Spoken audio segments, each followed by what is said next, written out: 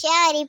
Qalan nabiyyu sallallahu alaihi wasallam aklis dinaka efikal amalul qalil.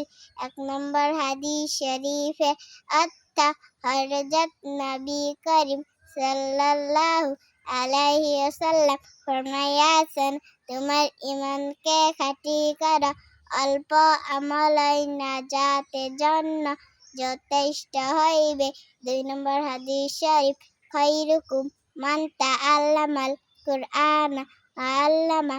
2 নম্বর হাদিস শরীফের অর্থ, তোমাদের মধ্যে সর্বোত্তম ওই ব্যক্তি যে কোরআন মানি শিক্ষা করে এবং শিক্ষা দেয়।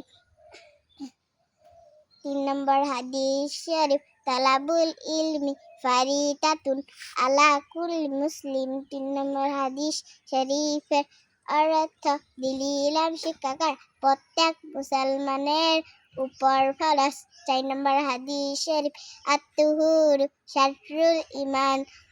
4 নম্বর হাদিস শরীফের অর্থ, পবিত্রতা ঈমানের অঙ্গ। 5 নম্বর হাদিস শরীফ মিফতাহুল জান্নাতিস সালাত। 5 নম্বর হাদিস শরীফের অর্থ নামাজ বেহেশতের চাবি। 6 নম্বর হাদিস শরীফ আউয়ালু মা ইউহাসাব